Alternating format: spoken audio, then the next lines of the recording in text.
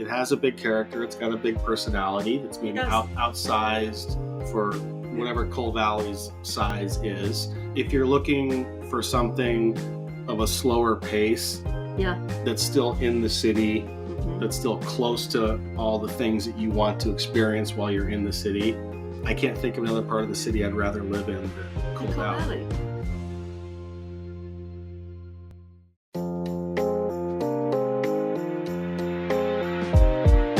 Welcome to the Bay Insider with Amanda and Ying, where we talk about history, lifestyle, and real estate in the San Francisco Bay Area.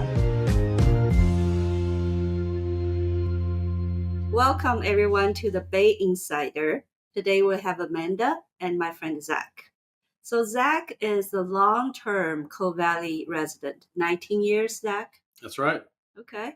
I just celebrated my 19th anniversary in Coal Valley. You know, it's interesting. It's in 19 years, it's a neighborhood that I suppose has gone through some changes. I can easily think of some things that have changed. But I think one of the things that continues to draw me to it and make me feel comfortable, there's a sense that it doesn't really change. It hasn't changed that much. It hasn't changed a lot. Right. You might have some different storefronts, but there's a spirit to Coal Valley that I think is very stable. And that feels very similar to me now, like it was 20 years ago.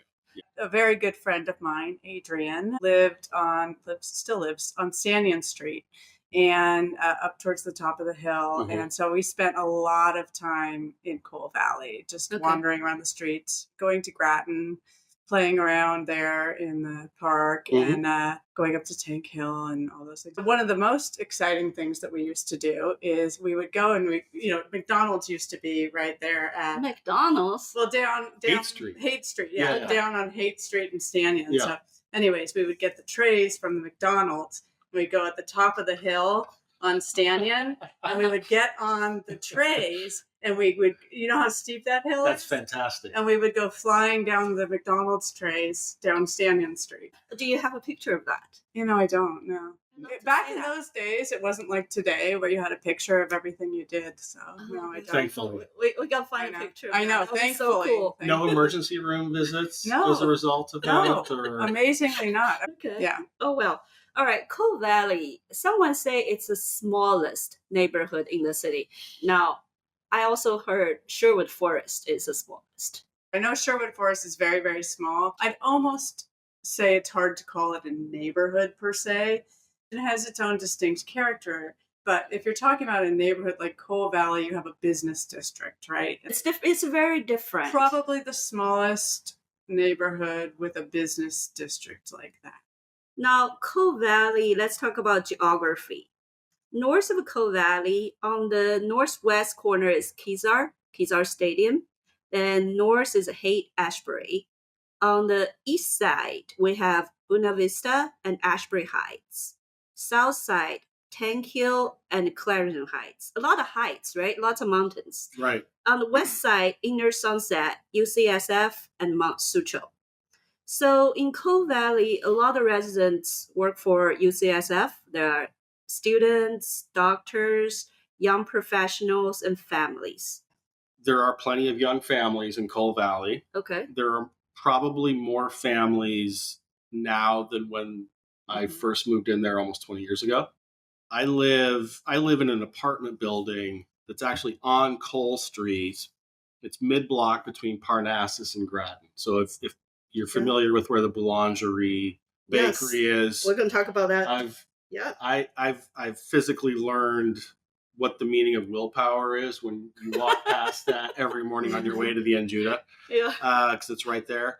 But in my apartment building over the years of 6 units, I can think of at least 3 different tenants that have come and gone that were either UCSF affiliated residents in training in some fashion of being affiliated with UCSF. So I think they have a lot of renter turnover from UCSF. Yeah, and you'll see that in the neighborhood a lot. There are a lot of people that come down. You'll see them in scrubs.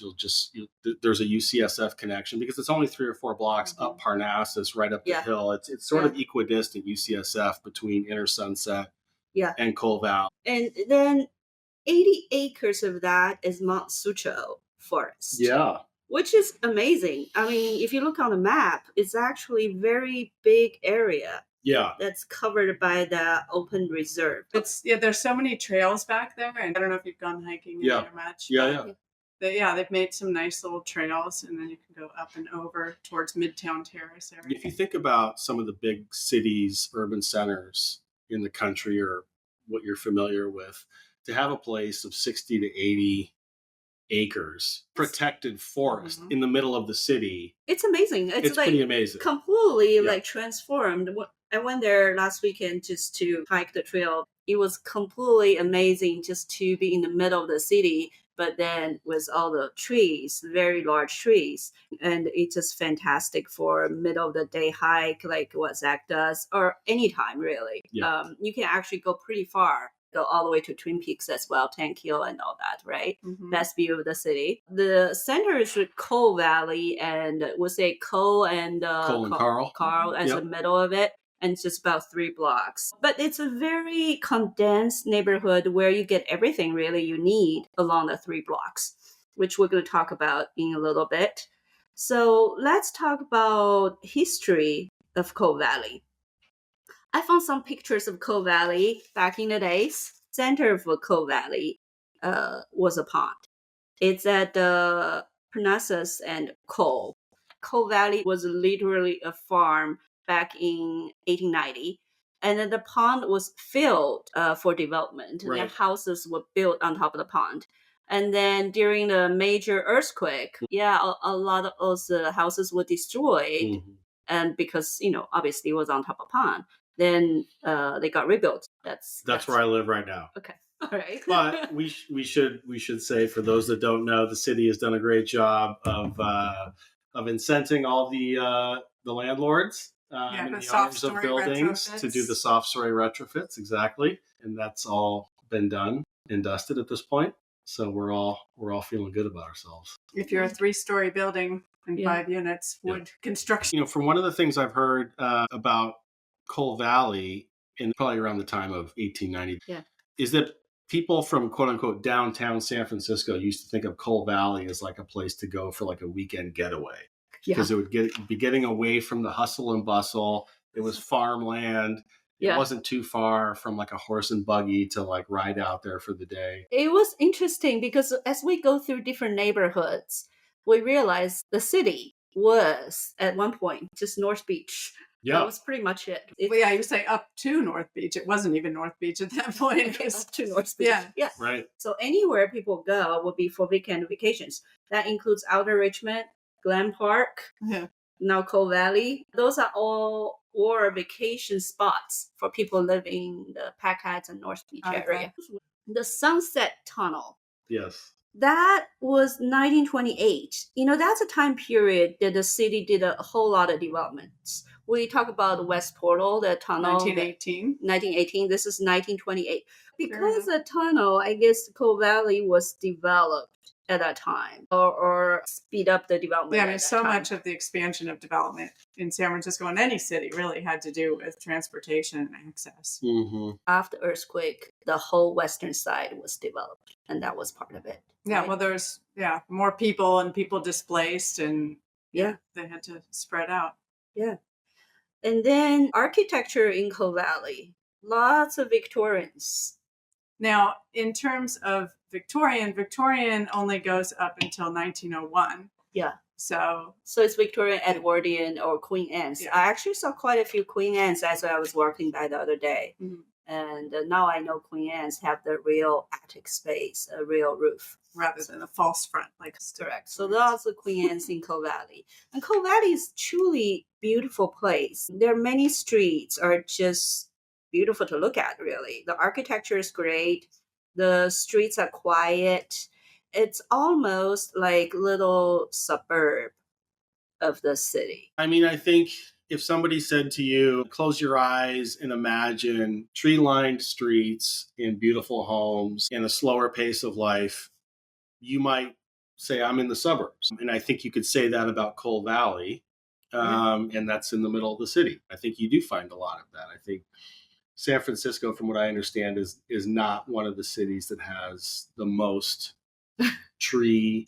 Yeah, especially when coverage. you start going out to like the Sunset and out in the avenues. Exactly. And Coal Valley definitely that's a distinguishing characteristic. You do. You find a lot of trees. that. Yeah, exactly. Okay. That's interesting observation. You're right. Absolutely right. Definitely more trees than other neighborhoods. One of the things that is interesting about that is at the beginning of the pandemic. Okay. There's somebody who's affiliated with the Friends of the Urban Forest who lives in Coal Valley. Okay. Who started a neighborhood tree walking tour. And walking tour. Yeah, during COVID, I remember that. Yeah, just trees. Yes, because we had to be outside. Okay, We could only be outside. Right, if we were getting exercise, and so they did this as a way of supporting the love of trees, bringing some knowledge to the city and the kind of variation of trees that we have. And getting outside. And he's mapped like 40 or 50 different species of trees that are in whatever our boundary of Coal Valley is, on the sidewalk, along the streets. And his name is Mike Sullivan, and he likes trees. And in fact, he wrote The Trees of San Francisco, which is a book that you can look on. See, a lot of times it's one person. Interesting enough, it's always one person made a whole lot of difference to the whole neighborhood. So here's a guy. Right. Mike Sullivan. And then, so also they say that there was a lot of intentional tree planting by residents and city initiatives. Yeah. And trees chosen specifically for the local climate, I guess because of the hilly terrain in Coal Valley that also provides natural conditions for tree growth. So. But that makes perfect sense, right? People focus on that. And that goes back to the community feel we just talked about. People feel like this is a very strong community and they want to make it better. Now, Tank Hill. Tell me about Tank Hill. Arguably the best views in the city. Yep. I would agree. And it's, as the crow flies, 4 blocks from the center of Coal Valley. Now, those are maybe some breathless blocks because you're walking uphill to get to it. But if you walk up Stannion will sort of lead around to the left, and then it'll dead end, and you'll be at Tank Hill. And then you walk up there. Up the hill, and then you've got the old water tank thing, which is what the hill is named after. You can see the Golden Gate, you can see the bay, you can see Oakland Hills, you can see everything. It's assuming the fog doesn't descend on the 4th of July. It's the perfect place for the 4th of July. Goes up there. Fleet Week will be awesome. Any of those things. It's amazing. I want to go back to talk about UCSF a little bit. So we know UCSF is major part of Coal Valley. They owns the entire open reserve. UCSF is actually really, really big. And it's second largest public agency employer in San Francisco Bay Area, the whole Bay Area. UCSF has multiple campuses right now, right? So this is the original UCSF we're talking about. It has a 15-story hospital, ambulatory care center, and a psychiatric hospital. And a lot of UCS functions got moved to Mission Bay Area a few years ago. The Parnassus location, probably this would have been in the early 80s. That was one of the epicenters, if you will, of the early research on the AIDS epidemic. Don Francis was obviously working in France and in other places, but UCSF was one of the primary locations where a lot of that work was going on. I would imagine there was a major San Francisco problem back in the days. It would have been one of the major centers where there would be a lot of, along with New York and Los Angeles, lots of patients. Focus. Yeah. Right. Now, part of Coal Valley, we talk about the geography of Coal Valley. So on the northwest side of Coal Valley is the Kezar Stadium. It was the home of the 49ers for 2 decades. Yeah. So it's a little history on that. In 1922, $100,000 was accepted from the estate of Mary A. Kezar to build a memorial for her mother and relatives. So, and then the San Francisco Park Commissions accept those funds and appropriated additional $200,000 to build a new stadium. So $300,000 back in the days. We get shocked when we see those numbers. But $300,000, and took them about 1 year, they built a stadium. And the 49ers start playing there in 1946. Anything else about Kezar? Well, Kezar, I think, is pretty special in that there's a very well-maintained track. High schools use it for meets. It's open to the public. People come in there and they run the bleachers or they run laps. Throughout the week, it's at the edge of Golden Gate Park, so it's very easy access to the park. And you still have the old facade on either sort of end of Kezar that were existing when it was first built and when the 49ers were playing there. Dirty Harry, the movie. I was going to say, did you watch it? Yeah. So Clint Eastwood was obviously a big fan of San Francisco. We know for a while he was the mayor of Carmel. And so all of the Dirty Harry movies were set in San Francisco. The first one, which was probably released in 1970 or 71, right around 1971. Thank you. There was a penultimate scene that was filmed in the old Kezar Stadium where he's confronting the bad guy. Okay. And yeah, you can still see that out there. So pretty cool. Okay. I found Edgewood to be a very interesting street. Okay. I remember back in the days when we started Zephyr, we were on those Zephyr tours. We go around the city. And one day someone talked about this is a street you would never have heard of.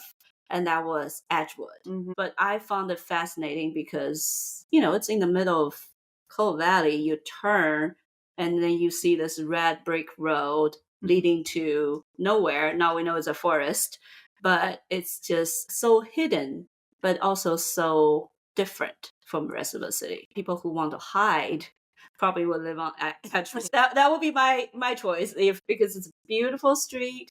It's up high. It's up high. It's up high, so it's got views of everything. Right? Yep. Right? And last year we sold a house on Edgewood and it has a gigantic pool. You would have never imagined, that's right. Right? A house with full-size pool right up on Edgewood. There were so many very interesting houses on Edgewood, and they all have magnificent view of the city, the bay. And then you just basically walk straight into Sutro Forest. Like literally, right. That's your backyard. I see people walking their dogs and just taking a stroll, and it was just lovely street. So I think that's a secret or hidden secret of Coal Valley, and one of them at least. Yes, and so another one that I'll add to that that's related to Edgewood is I don't think you can be a proper San Francisco neighborhood if you don't have a hidden staircase that takes advantage of our hills. There is one? And so the bottom of the staircase starts on Willard Street. Okay. It's called Farnsworth Lane. Okay. And it goes from Willard up to Edgewood. I see. And it's a beautiful staircase that if you choose to walk it or to maybe run it, Farnsworth Steps. Farnsworth Steps, you can run it and you get to the top of Edgewood and you get all the great views and you go back down and you get your exercise. That's what you use for exercise. Absolutely. I got it. All right. So hidden staircase as well. Also, but Belvedere Street and Halloween. But Belvedere Street is amazing. First of all, they have beautiful houses. Yeah. That's right. Relatively narrow street, lined with gorgeous houses. And then they have the craziest Halloween ever. The last time I went, I was like, this is just crazy. It's fantastic. It's crazy. I mean, it's just like absolute insanity. There's so many people out. Yeah. It's nuts. So they blocked Belvedere off for Halloween from Parnassus up until 17th. All right. It's blocked off to traffic. I would say conservatively half the homes, if not more, all participate to the nth degree. Tons of decorations, garages are open, smoke machines, skeletons. I was going to say bodies hanging it's trees. Fantastic. It's great. It's a lot of people, right? But earlier in the evening, it's great for kids and families. Right. There's probably as many adults or more that are dressed in costume as there are kids. It's definitely something for everybody, and it's such a unique experience. It's fantastic. Let's talk about the businesses a little bit. So obviously we'll talk about there are 3 blocks. So we're talking about 20, 30 businesses, maybe something like that. Looks Local is one of them, obviously. They have groceries, food to go. I mean, what else is so special about Looks Local? Let's hear that. So Luke's is it's a neighborhood market. It's got a little bit of everything. It's like your mini grocery store in the neighborhood. Mini Gus Market. Yeah, and one of the themes about Coal Valley and community is the place that preceded Luke's, that was on that corner for 30 years, was called Alpha Market. Okay. And it was owned and run by a guy named Abe. And when Abe was ready to retire, Abe wanted to make sure that it went to somebody that was going to meet the needs and the vibe of the neighborhood. Oh. And it just so happened that he met Luke, who also lives in the neighborhood with his family. Okay. And this was what Luke wanted to do. So that's our corner grocery store for Coal Valley. Then there are many other things. Right across the street, you have the very famous Zazi's. There's always a line out the door. For brunch. For brunch. Yes. I was there the other day. It was literally 1 hour wait. Yeah. And they don't take reservations is the way I understand it, right? But it's delicious. It's great. It's delicious, but you can go there for dinner too and you don't have to wait. I'm glad you mentioned that because they're known for brunch. People know them for brunch. Right? And for good reason. But they also do dinner. Yeah. And they do a fantastic dinner. I've been there for dinner number of times. It's excellent. It's excellent. And so I've mentioned that to people and they're like, they do dinner? Yes. Zazie does dinner and it's amazing. I think what's most interesting about Zarzi's is the first time I realized that there's no tip expected because they pay their employees enough wages, high enough. A living wage. Right. A 401k contribution. Okay. Healthcare benefits. Before it was mandated by the city. By the city. This was one of the first places to prioritize that. Yeah. So the employees there have been there for a long time. And they became owners, is my understanding, right? When the original owner was retiring, it was employees who took over, right? Yeah, 3 of the employees. And a lot of the workers that have been there for a long time. Yeah. So I found that part is just fascinating. And that goes back to the story of a neighborhood. Everyone wants to stay there. Everyone wants to maintain the character of the neighborhood. When we talk about West Portal, a few episodes back, we talk about how people try really hard to keep the neighborhood feel. It feels like Coal Valley has pretty much the same thing. People want to keep the businesses that are what they love. So, what do you like at Zarzi's? So, for brunch, they're known for a couple of things. First of all, I think just about anything they do is fantastic. But Eggs Benedict. Okay. They're amazing. I would say my favorite is something called the Divorcee. Bacon, avocado, and fontina, which is great. There's another one that's got prosciutto and sort of these roasted tomatoes provençales. Which is fantastic. Right. They have something that's always on the menu, miracle pancakes. Miracle? What's a miracle about them? You'll have to find out, but as soon as you do, you'll be like, I understand and I get it. It's just an amazing just breakfast. Everything, huh? It's an amazing breakfast. I'm going to make a confession. I had lived in the city for many, many, many years, and I've gone to Zazi's many times and never eaten there. Why? What'd you go there for? To eat, but the line was too long, so I turned around and I left. Yeah, right. Multiple times. But it's worth it. It's so worth it. I heard nothing but great. Somebody used to say there was they used to call Coal Valley Brunch Valley. Zazie obviously being one that I think everybody's familiar with.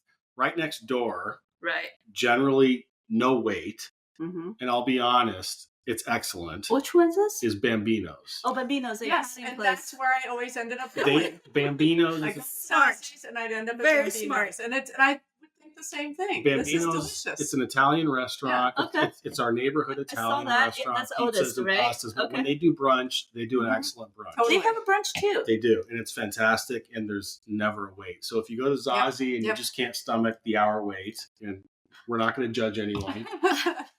Go next door to Bambino's and you'll be totally happy.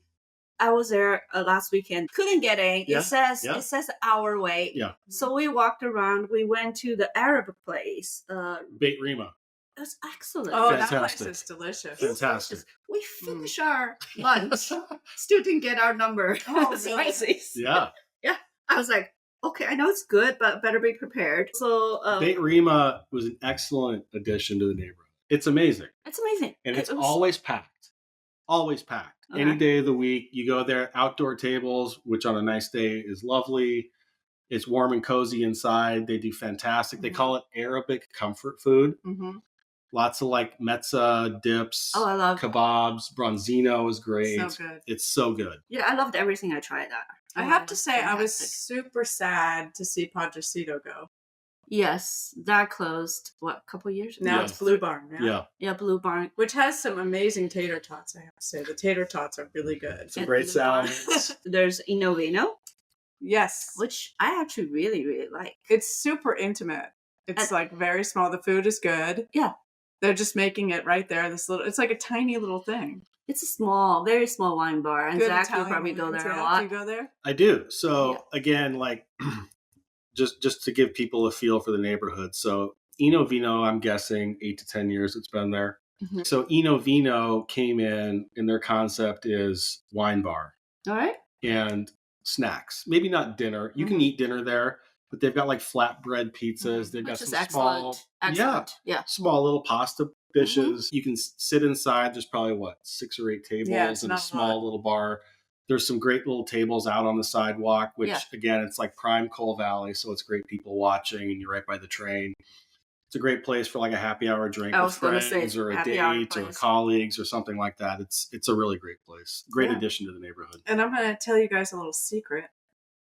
If you go on their website and you buy a gift card, if you buy a gift card for over $100 or over, you get 25% off. It's great. Fantastic. Okay. That's All a great right. deal. All right. You should stock up on gift I cards. will. Yeah. So there are a few other things. There's the other cafe. Right next door. Yeah. So obviously it's no longer there. Yeah, the early 80s. You can still see, they still have the old sign Right above of the other cafe on the outside, up above. You can still see it, but now it's Crepes on Coal. When it was the other cafe, this was sort of a really ahead of its time sort of a thing where they whoever it was that founded it in the late 70s bought it and turned it into the other cafe and started open mic night, and they were able to start bringing in the people like Robin Williams before he was famous and landed on Mork and Mindy, Dana Carvey, Jerry Seinfeld, Whoopi Jerry Goldberg. Seinfeld was there. Yeah, those all famous these people. early Big names. career big name stand-ups came through the other cafe, and it was like a real place for comedians. Okay. Isn't that amazing? It's amazing. I just wish I were there to see this. Another interesting business in Coal Valley is La Boulangerie. So that has a story. So La Boulangerie has lived a couple of lives. I believe the owner, his name is Pascal Rigaud. Yeah. And initially, what Pascal started with was something called La Boulange. And La Boulange was a place where he could do what he does best, which is baked goods, patisserie, breads, just beautiful pastry. And it really grew throughout the city and became a chain. At one point, he had over 20 locations. They were onto something. Yeah, there were a lot of them. I mean, you think about your beautiful French croissants and all the different delicacies you think done, of. they were good. And so Starbucks approached him, and he ended up agreeing to a deal to, sort of sell and join Starbucks. And I think Starbucks thought this was how they were going to sort of help uplift their pastry game. Yeah. And maybe help expand the Boulange brand in other places.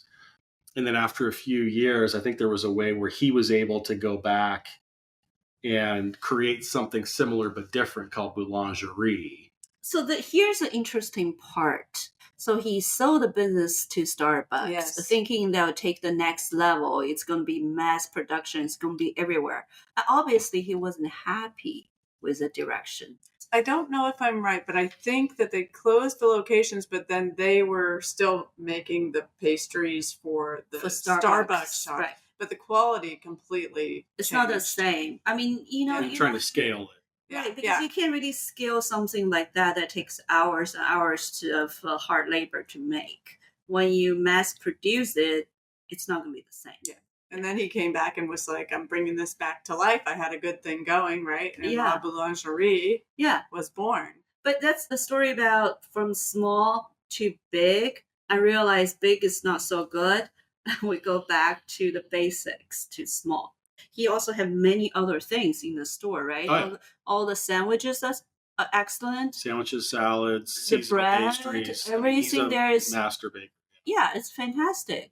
And Starbucks couldn't replicate that level of quality. So I think, or they wouldn't. They wouldn't because it cost too much. Either they couldn't or they wouldn't. Right. Yeah, either way, so they did not. But I think he's now with the La Boulangerie, right, which is the reincarnation. I think he's back to 4 locations. 4 locations, is that right? So Pine Street, Cole Street, yeah, I don't know. East Valley and Noe Valley.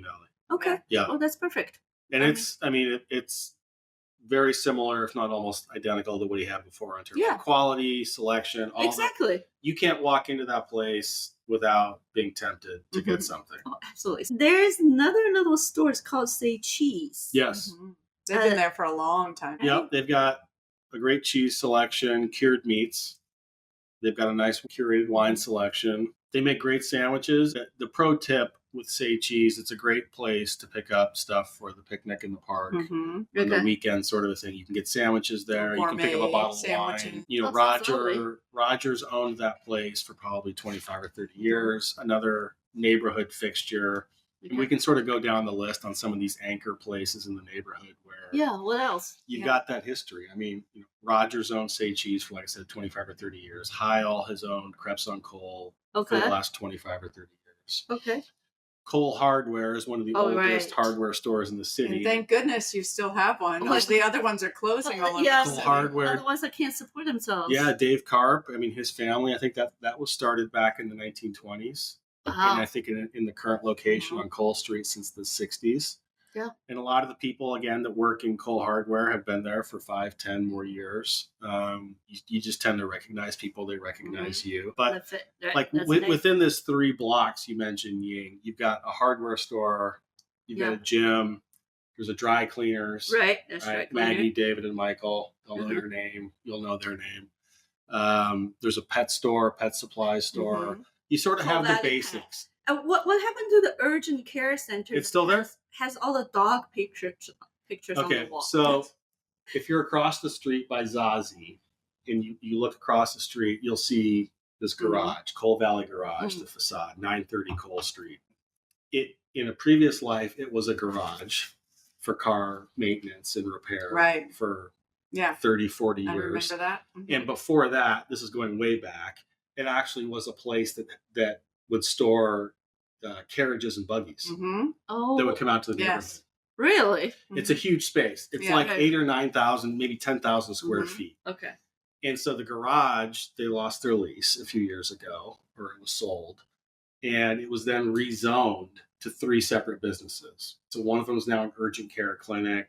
The exterior of the garage, when Dirk was running it as a garage for, again, 20 plus years, they commissioned a local artist to come up with a mural for the outside of the garage that would be something around the pets of Cole Valley. Right. But it's also meant to ended up being more of like a memorial for pet owners that had lost a pet. And so this artist would then continue to expand the mural.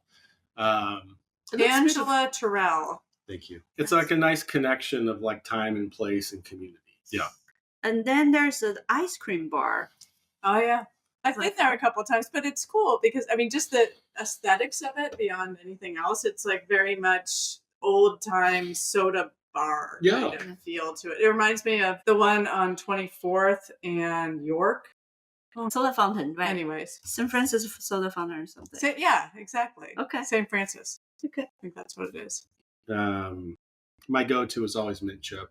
Oh, I love mint chip. That's my favorite. I'm a mint chip fan. So I'll get mint chip. Yeah. But they have fabulous things in there. The ice cream bar, it's called, right? And they also do like these fun, like fountain style sodas. Because they like root beer float? Like black and white. Right. What's black and white? They were the black and white. It's like chocolate with soda and it's black and white. That sounds interesting. They make it in New York a lot.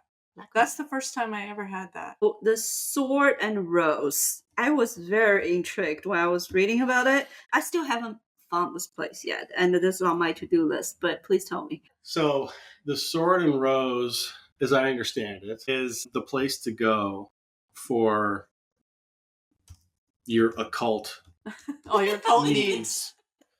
Where you can get your stock up on your incense and candles and tarot cards and Not a reading? Oh, you can get your tarot readings there. Okay. Absolutely. Oh, yeah. They better know what I should do. with So my yeah, life. so that's been around for forever, and apparently it's behind Vieira and Friends, which is a beauty salon, on Carl Street. Oh, really? Yeah, Okay. and I remember like sneaking into there a long, long time ago. When I was younger, and it was like the tarot cards, the candles, all the occult stuff. It was very intriguing as a teenager trying to find yourself in the world. But yeah, I'm still trying to find myself. Yeah, I'm no longer a teenager, but still trying to find myself. But We're all thank you still so much. searching. All right. So, any other businesses that we should have mentioned? Let's talk about Coal Valley Tavern. So Coal Valley Tavern is owned by a guy named Jim, who also owns Bacon Bacon. Okay. Oh, bacon. He partnered with the previous owner of what was then called Kezar Bar and Grill, and then ended up buying him out and took over about 4 or 5 years ago. Okay. Sort of gave it a bit of a refresh on the inside, a new menu. They're definitely got some really great cocktails at the bar. It's a great place for family. They've got the outdoor crayons for kids to draw on the sidewalk while people are sitting outside and having dinner. Mm-hmm. It's a fantastic place. I love the refresh he's done with it. Mm. It's got something for everybody, and it's great. Coal Valley Tavern, I also think is like an anchor business for the neighborhood, because we haven't talked specifically about, but Carl and Cole, right, and Judah stop. Mm-hmm. Is what created Coal Valley, right? So you've got this Muni line, right, that goes from Embarcadero out to the Ocean Beach. Right. It's the only line that goes that direction in the city. Mm-hmm. And so people that are commuting downtown take the end.